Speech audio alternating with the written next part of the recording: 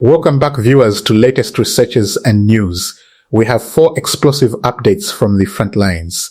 First of all, I will update you it's confirmed from reliable sources that 23 Ethiopian regime forces killed in a single day. Fano repels 2 simultaneous offensives in Wegera and Gonda Zuria. Weapons captured. Commanders wounded. Secondly, in Deke Damot, Abiy Ahmed's week-long military operation collapses. Dozens of government soldiers captured on camera. The army that was supposed to crush Tigray People Liberation Front next cannot even defeat Fano today. After that, about Abiy Ahmed tells parliament he is not worried even if Tigray People Liberation Front, Eritrea and Sudan form an alliance against him. We analyze what this claim really means. In last about Tigray People Liberation Front, Deputy Chairman Fetowok Gebreksaha holds a major press conference in Mekele. The message: the alliance is marching toward Addis Ababa. Let us start with the confirmed battlefield report from Central Gonda Zone because the details matter. On July 17th, Fano forces under the Gondere Begashaw division of the Amhara Fano National Movement fought on 2 fronts simultaneously and won on both. Wegera Wareda First Battle, Ethiopian regime forces launched an offensive advancing from Ambagiyogis, pushing toward the Tegoshke and Debat Abokebeles of Fogera Wareda. Fano did not simply defend, they counterattacked.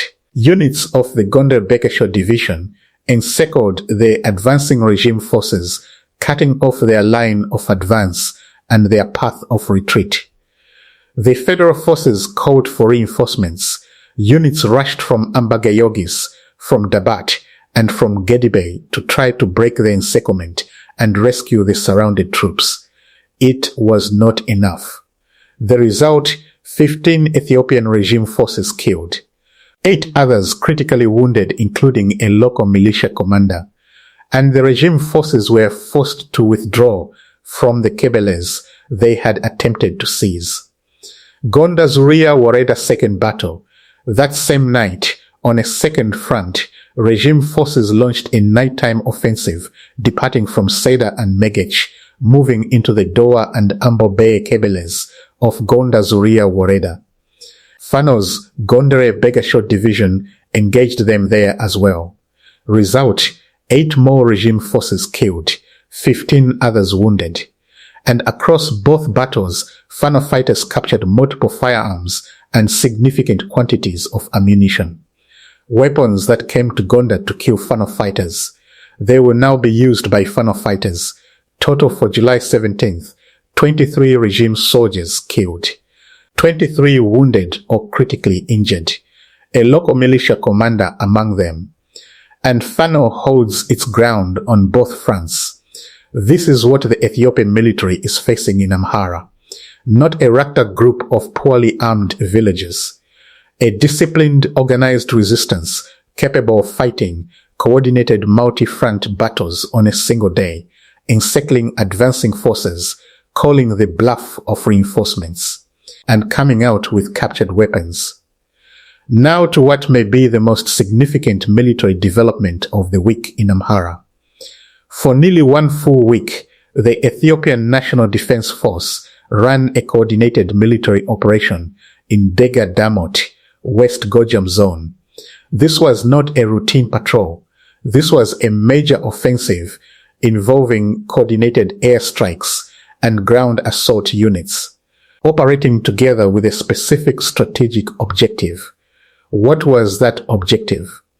According to reports from sources on the ground, the operation had 2 goals. First, to retake Dege Domot and surrounding areas that have been under Fano control. Second, and this is the part that reveals everything about the federal government's military priorities, to degrade Fano's fighting capacity ahead of a larger planned military campaign against the Tigray People Liberation Front in the coming weeks. Read that again. The Ethiopian National Defense Force launched a week-long operation against Fano, not primarily because of Fano itself, but because it needs a clean Amhara front before it can open a major war on Tigray. And that operation with air power, with ground forces, with a week of sustained effort, has reportedly failed to achieve its objectives. Images are now circulating online that reportedly show dozens of captured Ethiopian government soldiers, government troops in uniform held by Fano after the Deke Damot operation. The Ethiopian National Defense Force has not issued a statement. No denial, no counterclaim, no proof of success. And here is why this matters beyond Gojam. Analysts and observers, including voices critical of both sides, have begun raising a serious question. If the Ethiopian National Defense Force, with all of its resources, its air force, its drones, and its numerical superiority, cannot decisively defeat a relatively lightly armed Fano resistance after 3 years of trying, what does that say about its ability to fight a fully organized Tigray Defense Force? The TDF is not Fano. The TDF is a structured military, trained, equipped, battle-hardened from the 2020-2022 war. And now, according to the Simdo Alliance, potentially backed by Eritrea. If the Ethiopian National Defense Force cannot break Fano in Gojam, how does it plan to break the Tigray People Liberation Front in Tigray? This is the question that no one in Addis Ababa wants to answer publicly, because the honest answer is uncomfortable. Last week, Prime Minister Abiy Ahmed stood before the Ethiopian parliament and made a statement that was widely reported and widely questioned. He said his army is sufficiently armed and battle ready. And he said directly that he would not be worried even if the Tigray People Liberation Front, Eritrea, and Sudan were to form an alliance against his government. Let us take that statement seriously for a moment, because it deserves serious analysis, not dismissal. There are two ways to read a statement like this from a sitting head of government. The first reading, genuine confidence. The Prime Minister has intelligence assessments. He has access to military planning documents. He knows things the public does not know. And based on that information, he genuinely believes his forces can handle a three-way alliance. The second reading, and the one that the events of this week make far more plausible, this statement is not confidence. It is performance. It is the kind of declaration leaders make when they need to project strength precisely because the reality on the ground is revealing weakness. An army that spent a week trying to take Deke Damot with air power and failed to fully secure it. An army that lost 23 soldiers in a single day in Gonda. An army whose soldiers are appearing in captivity in photographs circulating online. This is the army that is not worried about Tigray People Liberation Front, Eritrea, and Sudan combined. The people of Ethiopia, particularly the people of Amhara and Tigray, who are leaving this war, deserve more than parliamentary bravado. They deserve honest answers about whether their government has a realistic plan, or whether the Prime Minister is simply performing confidence for an audience while the situation deteriorates on every front. History is full of leaders who said they were not worried, right up until the moment they had every reason to be. And now the statement that changes the entire political picture of this conflict. In Mekelle, Tigray People Liberation Front Deputy Chairman Fetowak Gebregjaba held a formal press conference.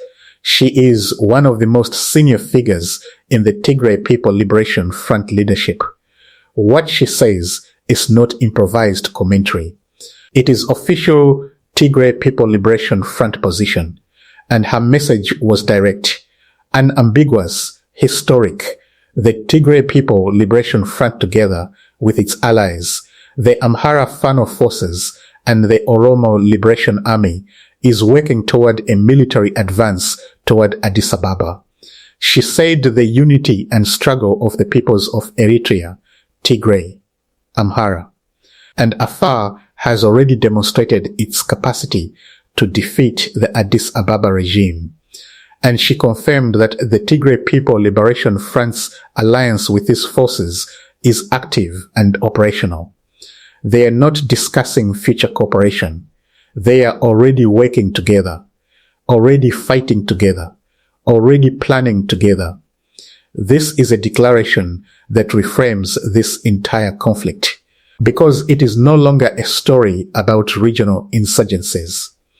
It is no longer a story about Tigray fighting for its borders, or Amhara fighting for its identity, or Oromia resisting federal pressure. It is a story about a multi-ethnic, multi-regional alliance spanning Tigray, Amhara, Oromia, and with Eritrean backing that has declared its intention to remove the Prosperity Party government of Abiy Ahmed. The road to Addis Ababa. Fetwalk said it out loud.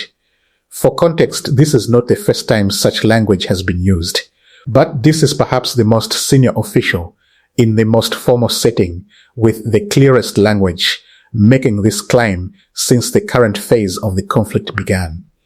Abiy Ahmed said last week he is not worried. His deputy chairman's response effectively is, "You should be. We will keep reporting the truth as it happens. Like, share, and subscribe, and ring the bell so you never miss an update."